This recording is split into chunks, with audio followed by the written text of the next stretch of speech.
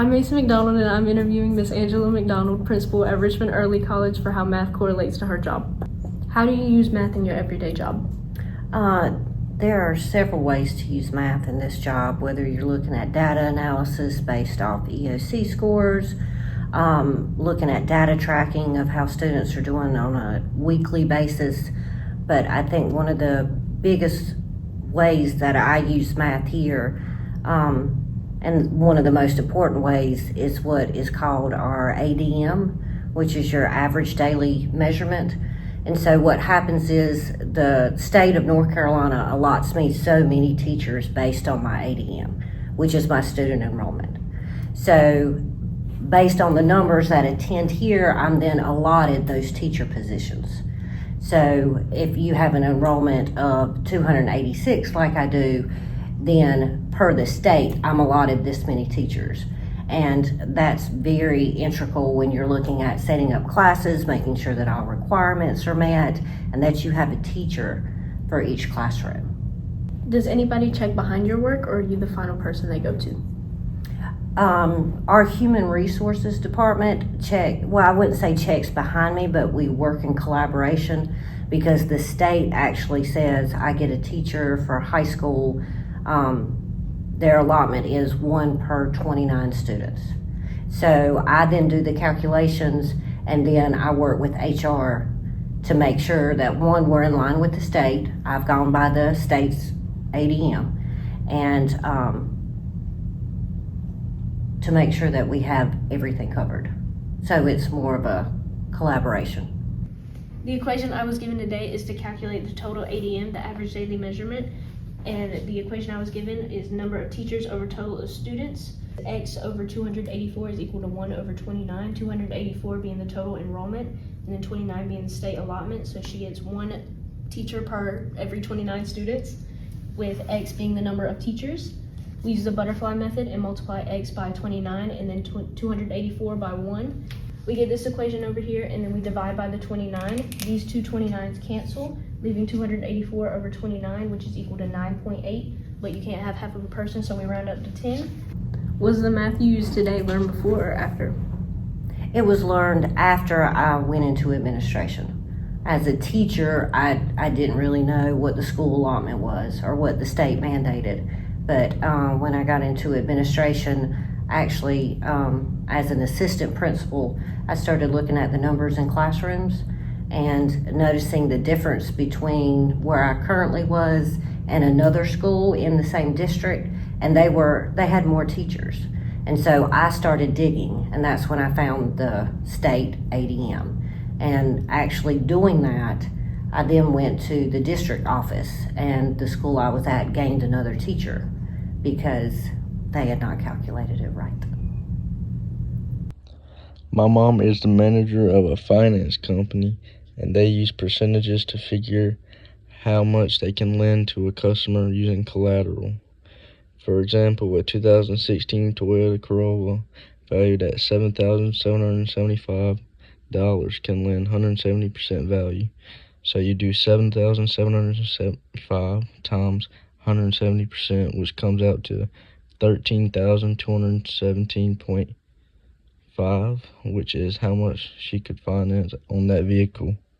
And the next example is a 2012 Nissan Altima valued at $3,500, and she can lend 150% on that vehicle. And 3,500 times 150%, which comes out to 5,250, and that's how much she can finance on that vehicle. Hi guys, so today we're going to be talking about Nicole and her job at Sand Hills Best Care. So if y'all don't know, that's the doctor's office. My mama works there, so come in clutch, guys.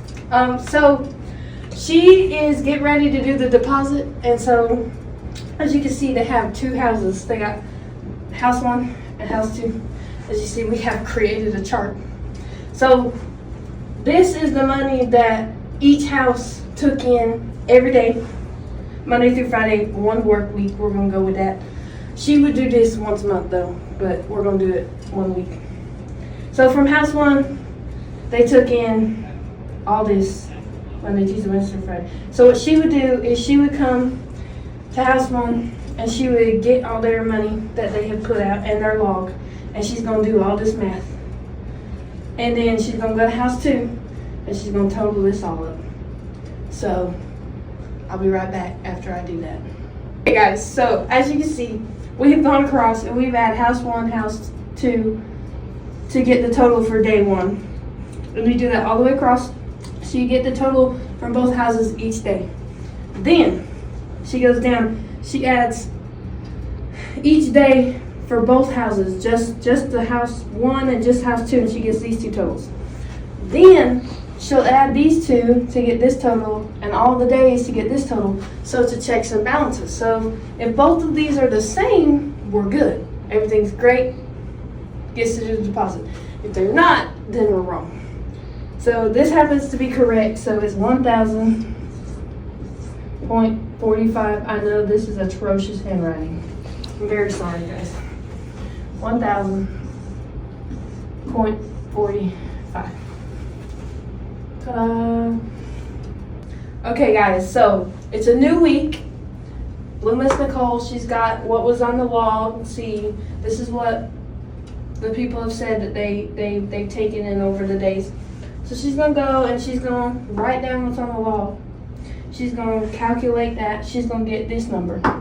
Then she's gonna go to the envelopes and she's gonna actually count what's in the envelopes, and she's gonna get this number.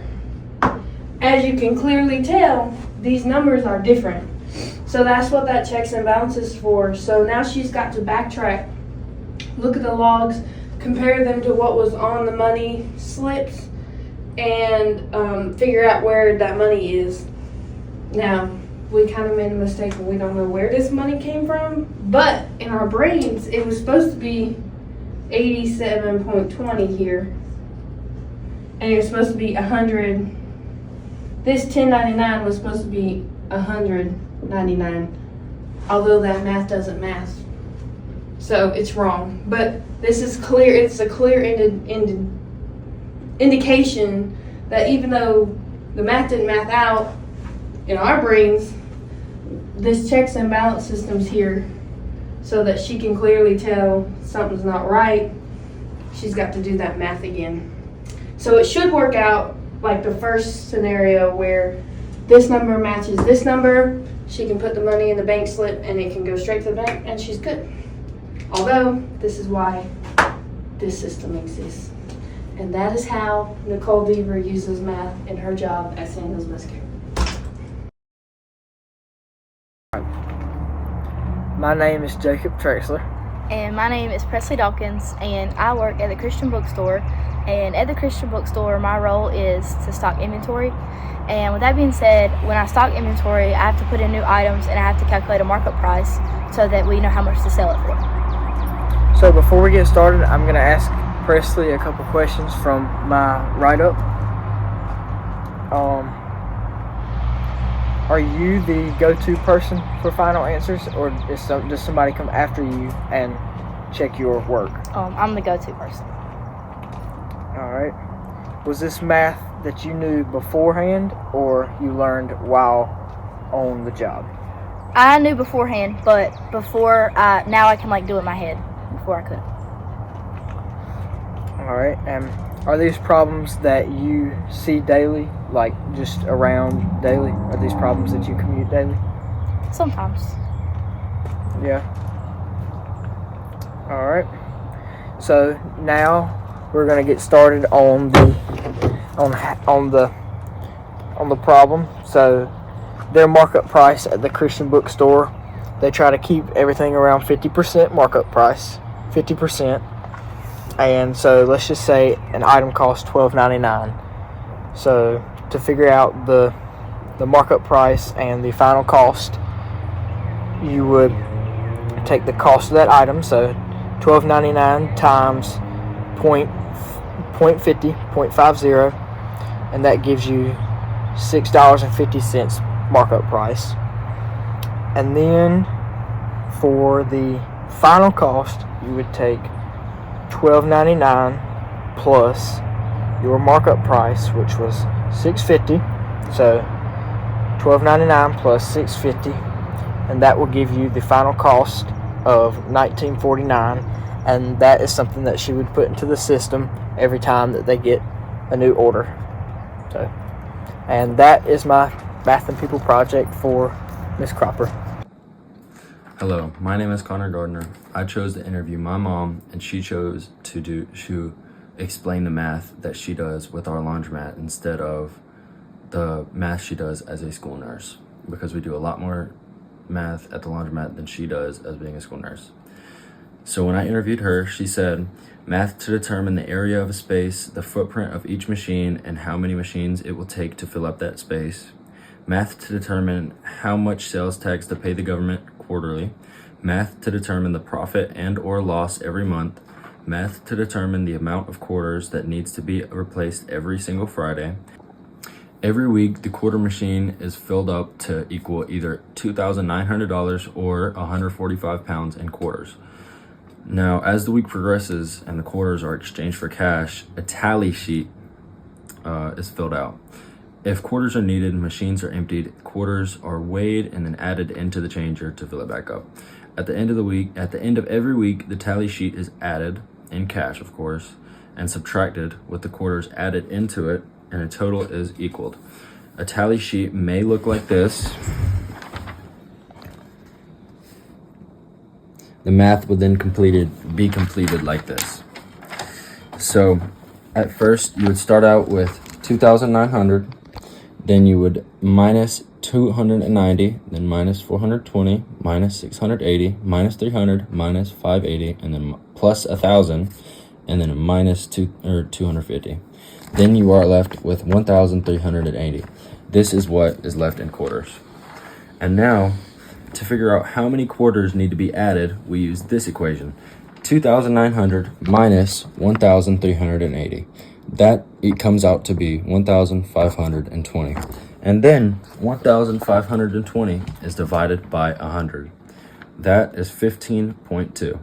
Now, after all of that, we times that by 5, because 5 pounds of quarters equals $100, and you come out with 76. Now, 76 is the amount of pounds in quarters that is needed to bring the changer back to 2,900. We have to do that every week, so customers will have enough change for their 5s, 1s, and 20s.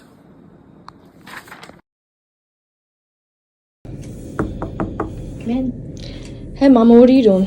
Hey Megan, I'm just working on an annual eval. And how do you do that? Well, every year we have to evaluate the performance of our employees. And you have to use math doing that? We do. You want me to show you? Yes. Okay, so for instance, this nurse currently makes $46.81 and her performance rating is 96.2, which is really good. So she's going to get a 3.5% raise. So we take that 3.5%, we multiply it by $46.81. It's an extra $1.64. So her new rate's going to be $48.15. How often do you use that math? Well, since I have 80 employees, we do it 80 times a year because we evaluate them every year. So you're saying math isn't just useless, it's actually used for something? Absolutely.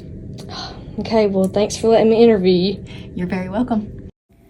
Okay, so to show how she did that, her starting pay was $46.81, and based off her annual performance, she gets a 3.5% increase. So then you're going to take her current hourly rate, which is $46.81, and then times that by 3.5%. And then we're going to use the calculator. So 46.81 times 3.5%, which is going to be $1.64. You're going to round that, so that equals 164, and this percent is going to be the raise she gets. So you're going to take her current rate, which is $46.81, and add $1.64, which is her raise, and then you're going to get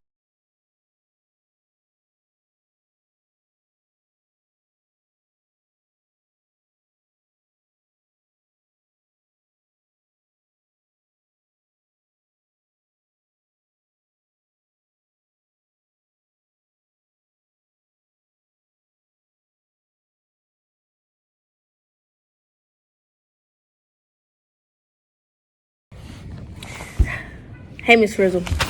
Okay, so I got this paper right here that we did in class today. My teacher right here. All right. So, first we did the medical and dental expenses, all the taxes and stuff, the numbers. But we got it from this side right here, and we use the numbers of the first tax income, the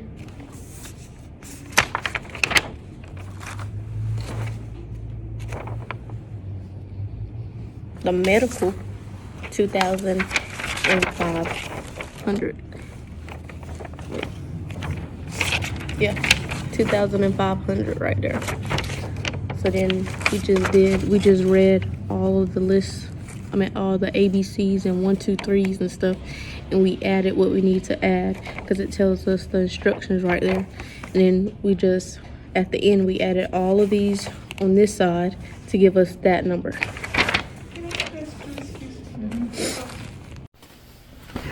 Okay, so for my Math and People project, I chose my daddy. He's an X-ray technologist. So he has to use an equation for figuring out how much radiation has to go into a patient. It's called the inverse square law. So I can write an example and show y'all. So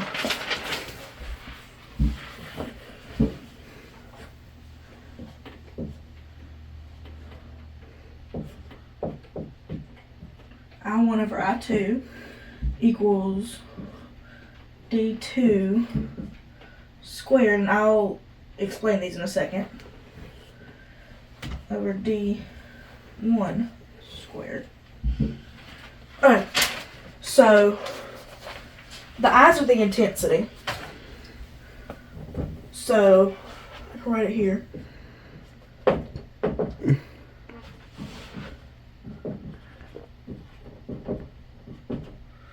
I equals intensity, and the D is the distance.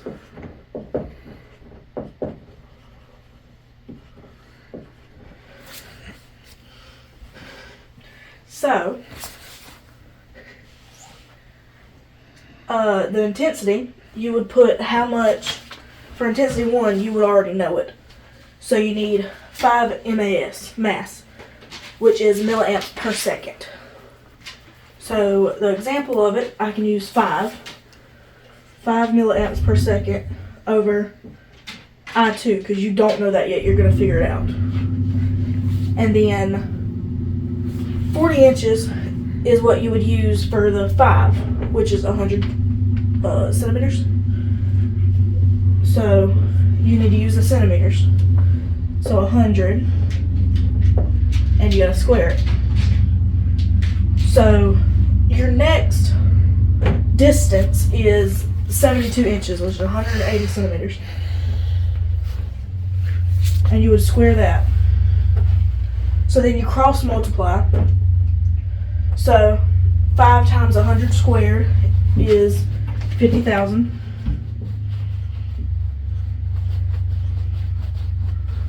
Then 180 squared times I2 is 32,400. I2. And to get your I2, you would divide by 32,400. So 32,400.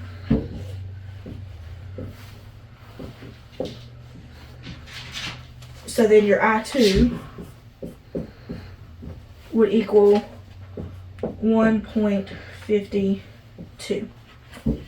No, 54.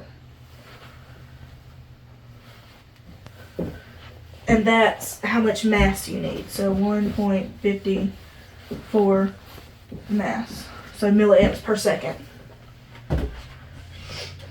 So, yeah, you take the intensities and cross multiply them. And so you cross multiply to what that is squared. And they need to know this so they don't get a blurry picture or like too intense of a picture, too close, anything like that. He does this on a daily. Like, he is the person that they go to because he knows. Like, he'll do it on the fly. He does it in his head. I don't understand how he does it in his head, but he does. So, that's the intensity, the distance, and that's how you would solve it.